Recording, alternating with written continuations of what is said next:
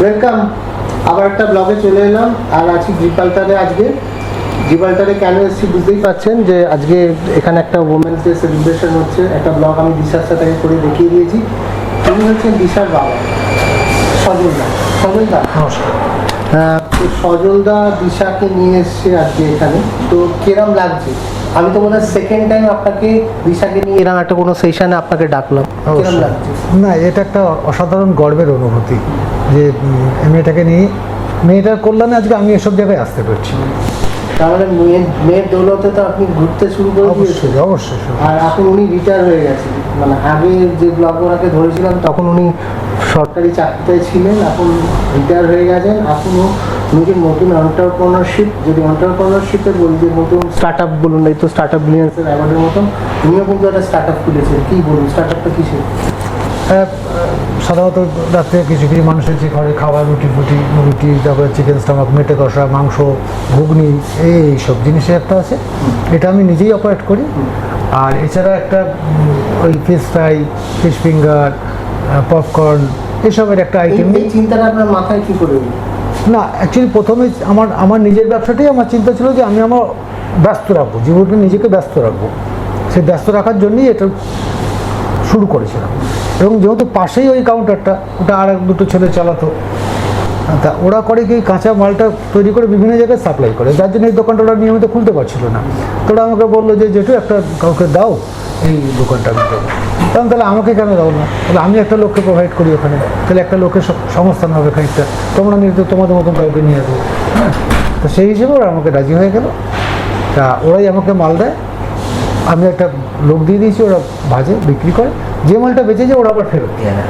এবং এটা কোথাও একটা জীবনের একটা অবলম্বন স্টার্টিং পয়েন্ট করে দিলেন। আমার মনে হয় ও আগামী দিনে এটা একটা বিজনেস। দিশা, বাবা যেটা শুরু করলো, তোমাকে ওই বিজনেসটা কিন্তু বুঝতে হবে।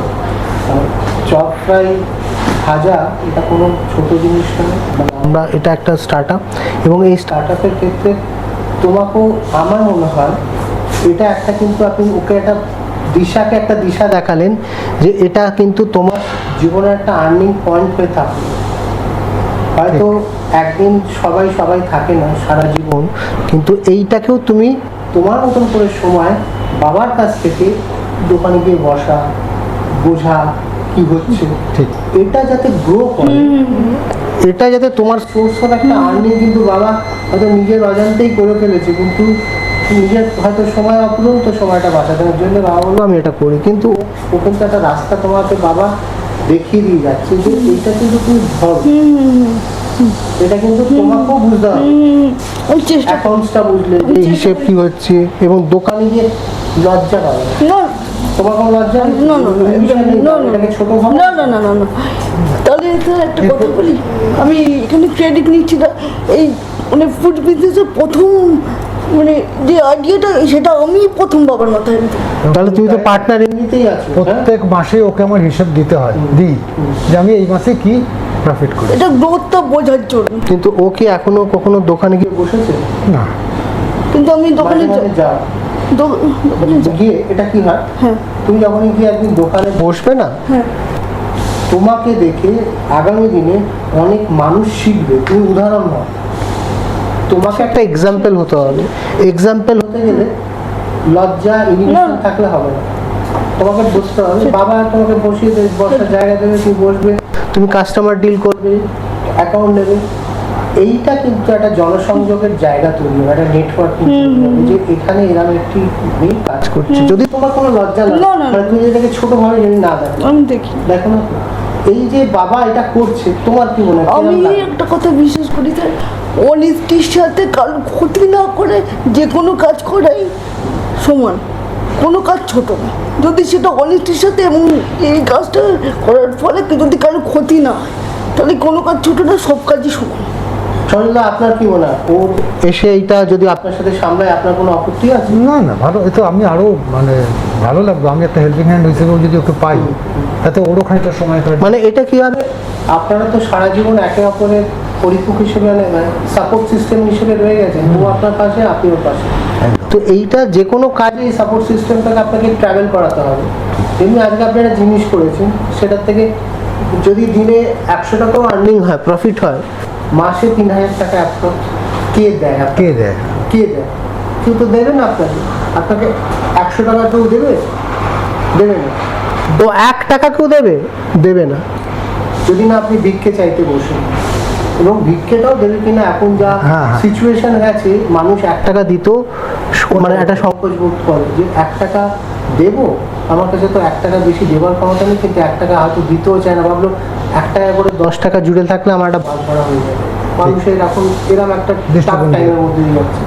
কিন্তু যখন মানে এই ব্লগটা করার আমার সুযোগ, তখন মানে আমার আপনাকে দেখে মাথাতেই ছিল যে আমি চাই ওকে এই বিজনেসটাতেও আপনি ইনভলভ করে রাখুন, বিকজ ওর কথা বলাটা একটা ডেভেলপমেন্ট হবে, প্লাস ওর আইকিউ ডেভেলপমেন্ট হবে। ও নিজে একটা এন্টারপ্রেনারশিপের মধ্যে ঢুকে পড়বে এবং ওর একটা আইডেন্টি, মানে ও পড়াশোনা সব করুক, ওটাকে ডিস্টার্ব করলে তুমি পড়াশোনা কোনো ডিস্টার্ব করো না, লেখা কবিতা সপ্তাহে প্রথমে 1-2 দিন গিয়ে 1-2 ঘন্টা বাবার সাথে থাকলে তাতে কি হবে, বাবার একটা রিফ্রেশ অফ মাইন্ড হবে এবং তুমি একটা মানুষ এসে তোমার সাথে কথা বলছে, দাম জিজ্ঞেস করছে, তুমি কাস্টমার ডিল করছো, এটা মনের একটা উইল পাওয়া হ্যাঁ, আমার কনফিডেন্ট পারবে। আপনার কি মনে হয় এটা করা একদম উচিত? খুবই খুবই মানে উপযোগী ব্যবস্থাটা, ঠিকই করা উচিত। তাহলে কি হবে, ধরো তুমি বিজনেসটাকে স্টেবল একদম গ্রাস রুট থেকে ধরা শুরু করবে এবং এইটা করতে করতে তোমার একটা মাথায় আইডিয়া হলো আর একটু বড় একটা জায়গা দোকান আপনারা নেবেন, কোথাও জায়গায়, মানে কোথা থেকে জীবনের লাইফ চেঞ্জ কি করে হয়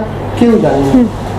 এই যে আজকে মানে একটা মেয়েকে এরম চ্যালেঞ্জের মধ্যে বড় করা এটা খুব সহজ ছিল না, একটা বিশাল লড়াই ছিল। এই লড়াইটা আপনারা খুব হাসি মুখে মানে মানে আজকে তো প্রথম ব্লগ করছেন আপনাদের সাথে বা প্রথম পরিচয় না, খুব হাসি মুখে করেছেন। সবাই সেটা পারে না, যারা পারে না তাদের উদ্দেশ্যে আপনার কি মেসেজ থাকবে? যারা পারে না, পারে সবাই, কিন্তু সমস্যা হচ্ছে দৃষ্টিভঙ্গি। তারা প্রথমেই ধরে নেয় এর দ্বারা কিছু আর হবে না, কাজে ও মেরে তো ফেলতে পারবো না, থাক, এই দৃষ্টিভঙ্গি।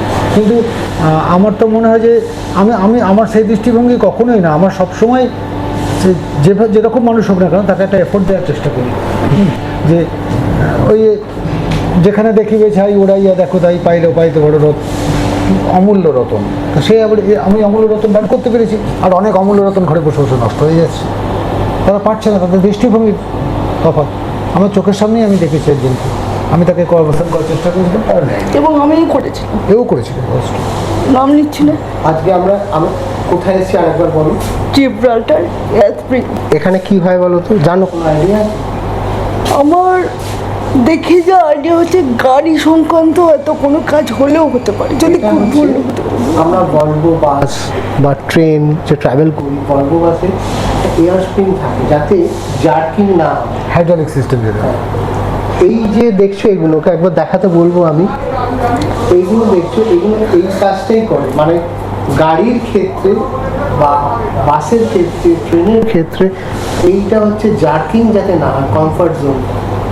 আপনাদের সম্পর্কটাও কিন্তু ঠিক ওরকম একটা জোনে আছে, মানে শত লড়াই হয়েছে, শত সমস্যা হয়েছে, শত ঝামেলা হয়েছে, শত বিচ্ছুরি হয়েছে, কিন্তু আপনারা যাতে কোনো জার্কিং না হয় একটা সিস্টেম, জিব্রাল্টারের এই যে সিস্টেমটা সেটা আপনাদের সম্পর্কের মধ্যেও আছে, একটা এয়ার স্প্রিংয়ের কাজ করছে যাতে জার্কিং না হয়।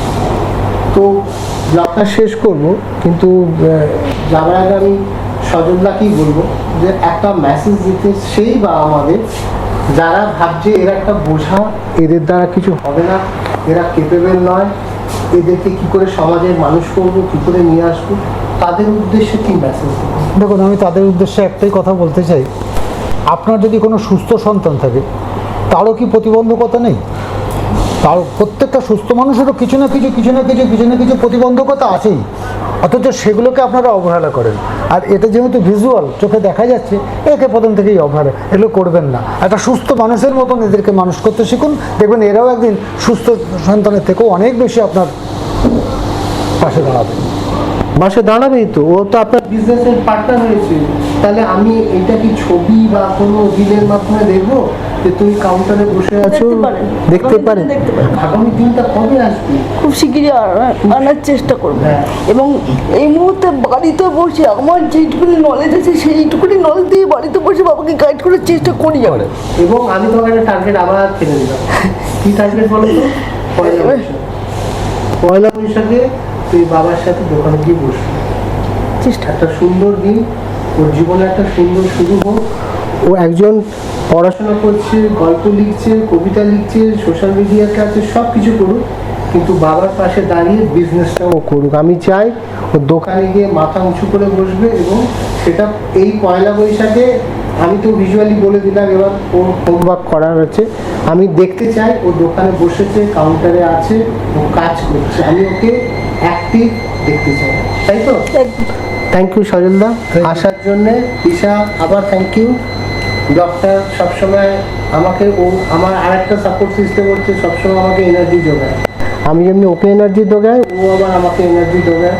এবং এই এনার্জি জোগাতে জোগাতে ওকে আমি কিন্তু দোকানেও বসানোর সিদ্ধান্তটা আমার মনে হলো হওয়া দরকার। আমি দেখতে চাই পয়লা বৈশাখে তুমি কাউন্টারে আছো, ছবি এবং রিলের মাধ্যমে, এবং সেটা তুমি ফেসবুকে একটা রাইটার দিয়ে দেবে তোমার আর বাবার নতুন এই স্টার্টআপটা।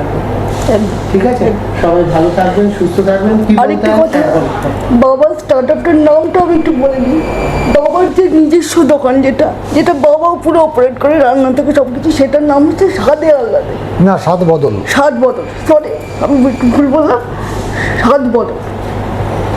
আর নতুন যেটা করছেন ওটা কি একটু ওটা তো ওদের নামেই ব্যবসাটা রাখতে হয়েছে, আচ্ছা। যেহেতু ওদেরই গাড়ি ফাড়ি সব কিছু, যেহেতু বর্ষা করে নেয়নি ওরা, ওদেরই প্রোডাক্ট আমি শুধু বাজি আর খাওয়াই দেবো। ঠিক আছে, আজকে হয়তো কাল একটা নতুন নামও আসবে, Maybe, ঠিক করে দেবো। হতে পারে। আর এই ব্লগ শেষ করতে গেলে কি বলতে হবে বলে দাও। আপনারা সবাই সাবস্ক্রাইব করুন অরিজিৎ অফিসিয়াল ইউটিউব চ্যানেল এবং অরিজিৎ ব্লগকে। দেখেছেন, আমার আর কোনো কাজ কমিয়ে দিচ্ছে।